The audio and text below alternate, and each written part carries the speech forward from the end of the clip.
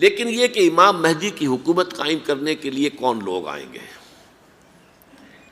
عرب جو ہیں وہ اندر سے کھوکھلے ہو چکے ہیں، عیاشی نے، دولت نے، پیسے نے، دولت، پیسہ، عیاشی، اس کی وجہ سے کھوکھلے ہو چکے ہیں۔ یہاں میں آپ کو دو حدیثیں سنانا چاہتا ہوں۔ سنن ابن ماجہ کی روایت ہے حضرت ابو ہریرہ سے رضی اللہ تعالی عنہ، قال قال رسول اللہ صلی اللہ علیہ وسلم اذا وقعت الملاحم بعث اللہ بعثا من الموالی ہم اکرم العرب فرسا واجودہ سلاحا یوید اللہ بہم الدین، رواہ ابن ماجہ عن ابی ہریرہ رضی اللہ تعالی عنہ۔ جب ملاحم کا دور شروع ہوگا تو اللہ تعالیٰ اٹھائے گا ایک لشکر یا لشکروں پر لشکر موالی میں سے۔ موالی کون ہے؟ عربوں نے جب فتح کیا تھا اس پورے علاقے کو خلافت راشدہ کے دوران، اور پھر وہ لوگ جو ہے، ایک رائے تو یہ تھی کہ انہیں غلام بنایا جائے سارے آبادیوں کو، لیکن یہ کہ حضرت عمر کا اجتہاد تھا، اس کے مطابق جو ان کو غلام نہیں بنایا گیا تو وہ موالی کی حیثیت رکھتے ہیں۔ عربوں میں دم نہیں ہے، موالی میں سے لشکر اٹھیں گے کہ جو در حقیقت حضرت مہدی کی حکومت کو قائم کریں گے۔ دوسری حدیث سنیے، عن عبداللہ ابن الحارث رضی اللہ تعالی عنہ، اور یہ ابن ماجہ کی روایت ہے، قال قال رسول اللہ صلی اللہ علیہ وسلم یخرج الناس من المشرق فیوطئون للمہدی یعنی سلطانہ، لشکر نکلیں گے، لوگ آئیں گے مشرق سے، اور وہ حضرت مہدی کی حکومت کو جمائیں گے اور قائم کریں گے۔ اب ذرا نوٹ کیجئے کہ جزیرہ نما عرب کے مشرق میں کون سے ملک ہیں؟ تین: ایران، افغانستان، پاکستان۔ یہ تین سالڈ مسلم ممالک، مسلم آبادی اکثریت۔ ویسے تو یہ کہ آگے ہندوستان میں 20 کروڑ مسلمان ہیں، لیکن وہ 20 کروڑ جو ہیں وہ تو 80 کروڑ کے اندر تحلیل ہو جاتے ہیں غیر مسلموں میں، لیکن یہاں جو معاملہ ہے یہ غالب اکثریت کے۔ ان میں سے ایران کا معاملہ جہاں تک ہے، نمبر ایک یہ کہ وہ شیعہ عقائد کے حصار میں بند ہے، اس سے ادھر ادھر ہونا اس کے لیے ممکن نہیں۔ حدیث میں یہ بھی آتا کہ اصفہان سے 70,000 یہودی دجال کا ساتھ دیں گے۔ لیکن بہرحال خراسان ایک صوبہ ہے افغانستان کا اس وقت بھی، شمال مشرقی کونے میں، مجھے امید ہے وہاں سے خیر کی، کیونکہ خراسان کا لفظ وہاں پہ شامل ہے، اور حضور کی حدیث میں بعد میں آپ کو سناؤں گا کہ خراسان سے فوجیں چلیں گی جو یروشلم کو دوبارہ حاصل کریں گی، فتح کریں گی۔ جیسے پہلے یروشلم کھویا عربوں نے تھا، دوبارہ حاصل کیا تھا کرد نے، کرد خون صلاح الدین ایوبی رحمۃ اللہ علیہ، ایسے اب پھر عربوں نے کھویا ہے، لیکن لینے والے خراسان سے لشکر آئیں گے۔ یخرج من خراسان رایات سود لا یردها شیء حتی تنصب بإیلیا، خراسان کے علاقے سے کالے علم لے کر لشکر چلیں گے جن کے رخ کو کوئی موڑ نہیں سکے گا جب تک کہ وہ جا کر یروشلم میں نصب نہ ہو جائے۔ اس کے بعد نام آتا ہے پاکستان کا۔ یہ ہے میری اور آپ کی داستان، اور یہ ہے سبب جس کی وجہ سے کہ میں آپ سے یہ گفتگو کر رہا ہوں۔ اصل میں تو کس لیے؟ محض ایک علمی استفادہ، محض اپنی بات آراء کو ظاہر کرنے کا شوق نہیں، بلکہ یہ کہ اپنی ذمہ داری ہم پہچانے کہ ہم کس مقام پر کھڑے ہیں۔ دیکھیے، اس پاکستان کے بارے میں یا ہندوستان کے بارے میں علامہ اقبال نے کہا تھا اپنے ترانہ ملی میں، میر عرب کو آئی ٹھنڈی ہوا جہاں سے، میرا وطن وہی ہے، میرا وطن وہی ہے۔ اور مجھے بتایا گیا کہ سنن ابی داؤد میں یہ روایت موجود ہے کہ حضور نے فرمایا کہ ہندوستان کی طرف سے مجھے ٹھنڈی ہوا آتی، اگرچہ مجھے وہ حدیث ابھی نہیں ملی ہے، لیکن حزب التحریر کا ایک کارڈ مجھے ملا تھا، تو اس میں اس حدیث کا اور اس میں ابو داؤد کا روایت کا حوالہ موجود تھا۔ لیکن میں جو چیز آپ کو بتا چکا ہوں وہ یہ کہ الف ثانی کا پورا تجدیدی کارنامہ اس ہندوستان کی سرزمین میں ہوا۔ مجدد الف ثانی شیخ احمد سرندی، شاہ ولی اللہ دہلوی، سید احمد بریلوی، وہ تو ہمارے پاکستان میں آ کر جو ہے ان کا خون جذب ہوا ارض پاکستان میں۔ پھر شیخ الہند مولانا محمود حسن۔ تحریک خلافت چلی تو صرف ہندوستان میں چلی اور کہیں نہیں چلی۔ آزادی کی تحریک چلی پوری دنیا میں، وہ نیشنلزم کی بنیاد پر چلی، ملے نیشنلزم، عرب نیشنلزم، ترک نیشنلزم۔ ہمارے ہاں چلی تو اسلام کے نام پر، پاکستان کا مطلب کیا؟ لا الہ الا اللہ۔ پھر پاکستان قائم ہوا معجزے کے طور پر، بلکہ نازل ہوا ہے لیلۃ القدر میں، انا انزلناہ فی لیلۃ القدر، جیسے قرآن نازل ہوا لیلۃ القدر میں، یہ پاکستان بھی نازل ہوا لیلۃ القدر میں۔ اس کا برقرار رہنا ابھی تک معجزہ ہے. ہندو یہ سمجھتا تھا، کانگریس سمجھتی تھی کہ جھٹپٹ ختم ہو جائے گا. پھر یہ کہ اس کا قرارداد مقاصد کا پاس ہو جانا، مزید بھی اور اضافی دفعات دستور میں آ جانا، اب کمرشل انٹرسٹ کو ربا قرار دے کر حرام قرار دینا، یہ سارے لینڈ مارکس ہیں کہ جو اشارہ کر رہے ہیں کسی چیز کی طرف، معاملہ کدھر جا رہا ہے.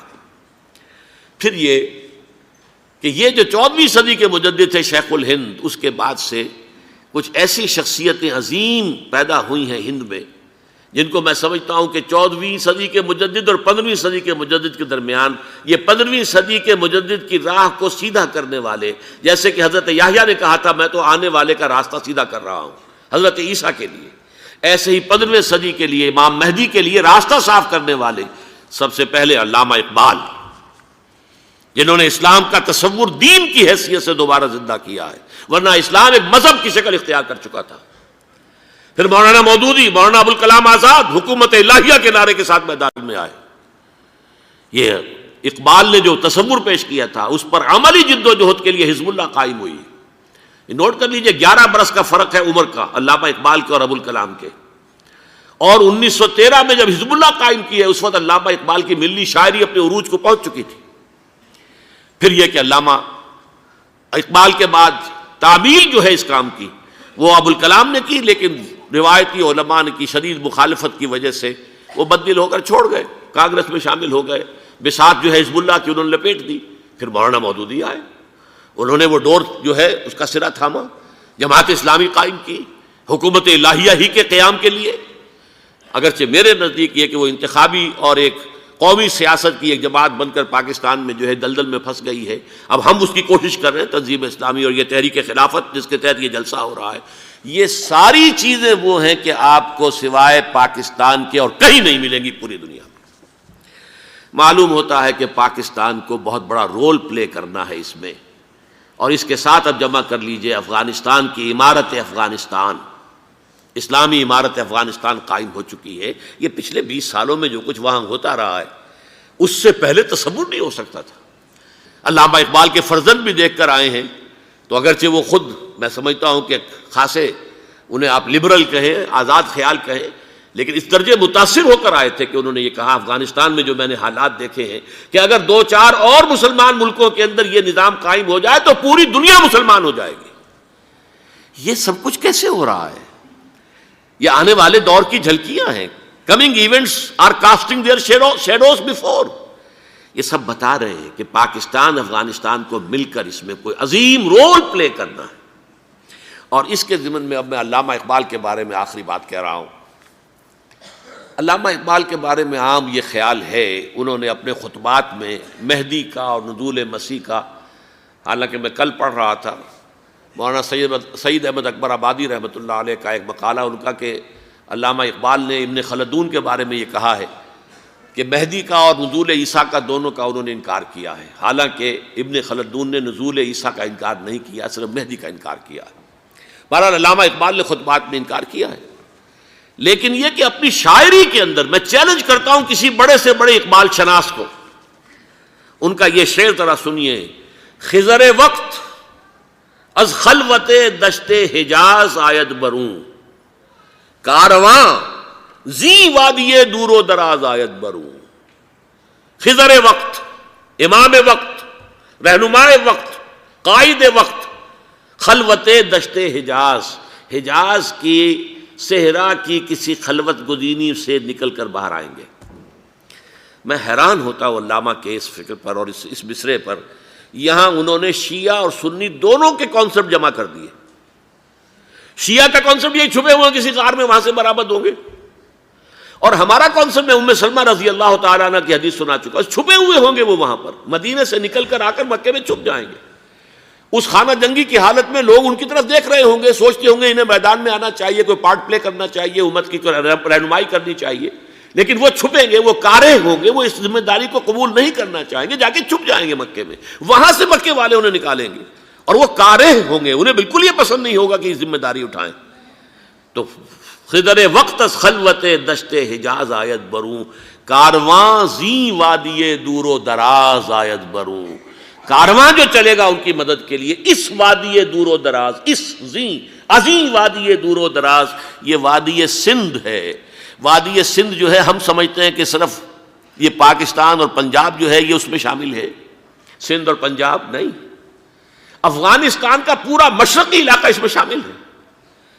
جیسے دریائے جہلم سندھ میں جا رہا ہے، جیسے دریائے گلگت سندھ میں آ کر ملتا ہے، جیسے دریائے چناب اور راوی اور جہلم اور یہ سب جا رہے ہیں اور آ رہے ہیں، اسی طرح دریائے کابل کہاں سے آ رہا ہے، دریائے گومل کہاں سے آ رہا ہے، ٹوچی کہاں سے آ رہا ہے، یہ سارا جو ہے ڈرین جو ہو رہا ہے ایسٹرن جو ہے پارٹ آف افغانستان، یہ سب وادی ہے۔ اس وادی کے یہ دو حصے ہیں، ایک حصہ جو ہے یہ ادھر پاکستان میں ہے اور اسی وادی کا دوسرا حصہ جو ہے وہ افغانستان میں ہے۔ کارواں زی وادی دور و دراز آیت بروں، کارواں چلے گا یہاں سے، یخرج ناس من المشرق یؤتون للمہدی یعنی سلطان ہی، مشرق سے فوجیں چلیں گی کہ جو مہدی کی حکومت قائم کریں گی، اور یخرج من خراسان رایات و سود، اور خراسان سے سیاہ پرچم چلیں گے کہ جن کا رخ کوئی موڑ نہیں سکے گا، حتیٰ تنصب بیلیا، یہاں تک کہ وہ جا کر یروشلم کے اندر نصب ہو جائیں گے۔